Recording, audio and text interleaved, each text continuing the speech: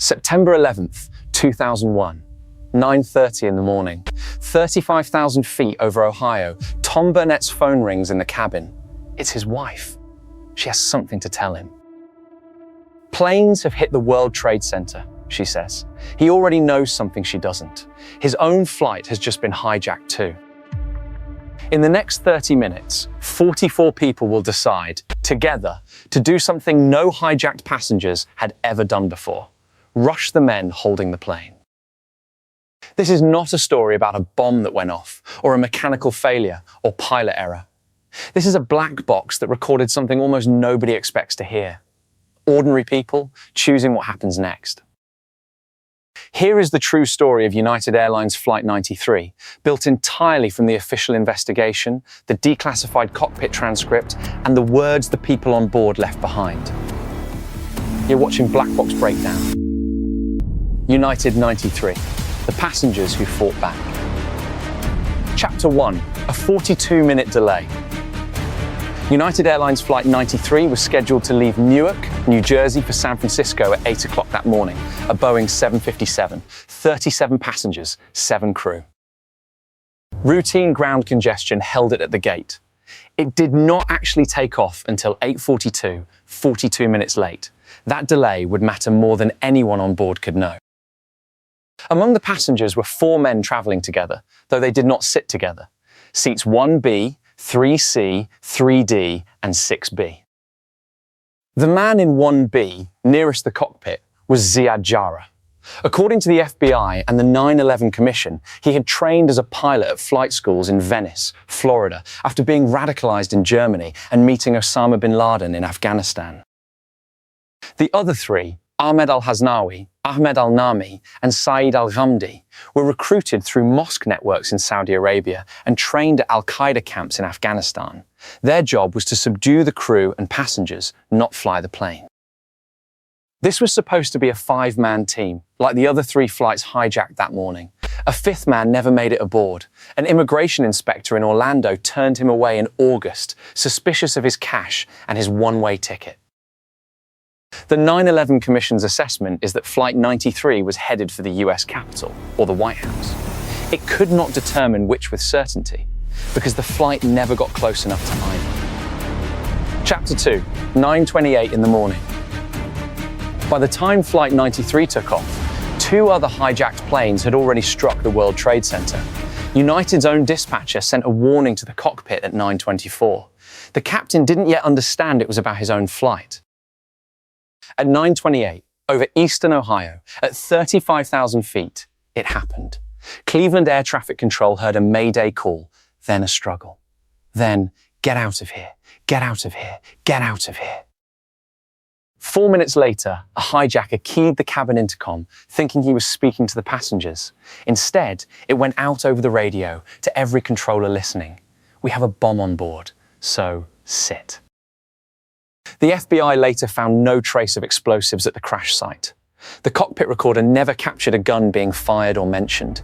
The investigation's conclusion, the bomb, almost certainly, was a bluff. Chapter 3, 37 phone calls. What happened next is why we know this story in such detail. Between about 9:32 and 9:57, at least 10 passengers and 2 crew members placed 37 phone calls from the cabin. And because those calls happened after the World Trade Center was already burning, the people on this plane learned something the hijackers never expected them to know. What a hijacking like this was actually going to end with. According to the Commission report's own text, at least 5 of those calls described something else. Not fear, intent. The passengers and surviving crew were already talking about fighting back. Chapter 4, Voices from the Cabin. We know some of their names now, and thanks to the people who answered their calls, we know some of their words. What you are about to hear is not a recording. Nothing from these calls was ever recorded. These are voice recreations of documented, sourced accounts, so their words can be heard, not just read. Todd Beamer, in row 32, tried to call his family. The call never reached them. It was answered instead by a GTE airphone supervisor named Lisa Jefferson, who stayed on the line with him for 13 minutes. Are you guys ready? Okay, let's roll. By Jefferson's own account, that is the last thing she heard him say, turning away from the phone toward the passengers seated near him. No recording exists. It is her memory of him, given to the FBI and repeated ever since. Tom Burnett called his wife, Dina, 4 times that morning. In an earlier call, he told her a passenger had been stabbed. In a later one, he told her something else. We can't wait for the authorities. I don't know what they could do anyway. It's up to us. I think we can do it. Don't worry. We're going to do something. That wording comes from Dina Burnett's own account, her FBI interview, her book, and more than 20 years of consistent public retelling. It is the one version of his words that this documentary will use. Mark Bingham's call reached his aunt's house in California. His mother, Alice Hoagland, happened to pick up the second time he called. This is Mark Bingham. I want to let you know I love you. I love you all. I'm on a flight from Newark to San Francisco, and there are 3 guys who have taken over the plane, and they say they have a bomb. Sandy Bradshaw was a flight attendant. She called her husband, Phil, and described boiling water in the galley to throw at the hijackers. Her closing line is the one verbatim passenger or crew quote written directly into the commission report's own main text. Everyone's running to first class. I've got to go. Bye. CeCe Lyles was also a flight attendant. Her first call went to her husband Lorne's answering machine. Baby, you have to listen to me carefully. I'm on a plane that's been hijacked. I want to tell you I love you. Please tell my children that I love them very much, and I'm so sorry, babe. Babe. I hope to be able to see your face again, baby. I love you. Goodbye. She called him again 11 minutes later. This time he answered. By his account, they prayed together, and she told him, "We're getting ready to do it now." Others made calls too. Lauren Grandcolas, calm, to her husband. Linda Gronland, to her sister. Jeremy Glick, who asked his wife Lizbeth if it was okay with her if he and the others rushed the hijackers. Edward Felt didn't call a loved one. He dialed 911 from an onboard bathroom and reached a real emergency dispatcher in Westmoreland County, Pennsylvania. One of the only calls independently logged by a government agency, not a family's memory. Chapter 5, The Vote. At some point before 9:57, according to one of the phone calls, the passengers voted whether to rush the hijackers and try to retake the plane. The commission's own words. They decided and acted. We don't know exactly what that vote looked like. A show of hands, a shouted agreement. The commission doesn't say, and this documentary won't invent it.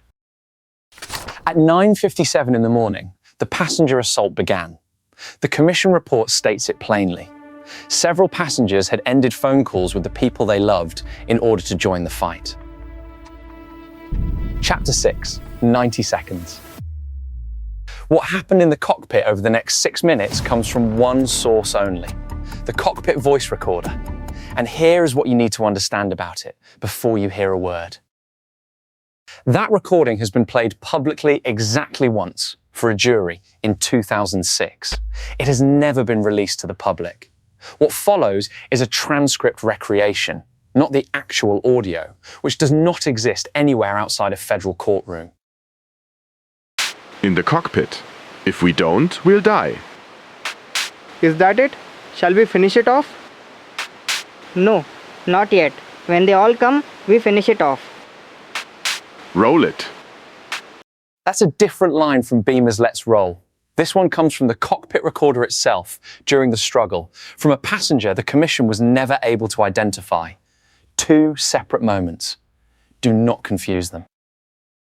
Jarrah rolled the plane sharply, side to side, then pitched the nose up and down, trying to throw the passengers off their feet. The assault did not stop. Allah is the greatest! Allah is the greatest! Pull it down! Pull it down! The recording ends at 10:03 and 11 seconds. The aircraft rolled onto its back and dove into a reclaimed strip mine field near Shanksville, Pennsylvania, at more than 500 miles an hour. All 44 people aboard died, 33 passengers, 7 crew, 4 hijackers. No one on the ground was hurt. It is the only one of the 4 hijacked flights that morning where nobody outside the plane was killed. Chapter 7, Shanksville. The plane hit the ground at such speed and such an angle that there was no survivable wreckage. This was now a federal crime scene led by the FBI in a quiet corner of Somerset County. Identifying who had been aboard fell to the county coroner, Wallace Miller. The first 16 victims were identified within 2 weeks through fingerprints and dental records. The rest required DNA analysis. All 44 people aboard, including all 4 hijackers, were eventually identified. Jarrah's remains were matched using a sample submitted by his girlfriend in Germany. Today, that field is the Flight 93 National Memorial, run by the National Park Service. It sits about 20 minutes flying time from a Capitol building that morning had no idea how close it had come. Chapter 8, the story NORAD told. For years afterward, the US military's own version of this story was simple. We were tracking Flight 93. We were ready to shoot it down if we had to. Here is what the 9/11 Commission's investigators actually found when they pulled the tapes.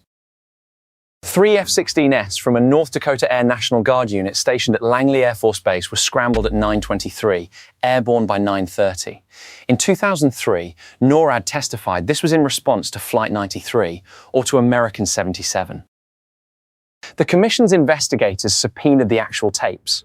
What they found was that those jets were scrambled because of a mistaken report that the first hijacked plane, American 11, which had already hit the World Trade Center 38 minutes earlier, was somehow still in the air, headed for Washington. The fighters were never told the real threat was hijacked airliners. Their own lead pilot later said, "I'm thinking cruise missile threat from the sea. Nobody told us anything." A miscommunication then sent those same fighters flying the wrong way entirely, out over the Atlantic Ocean, away from Washington, before they were redirected. Investigators found a subpoenaed email from the officer in charge that morning, explaining years later why the false version had been told to Congress in the first place. "It's easiest to explain the scramble against American 77, he wrote.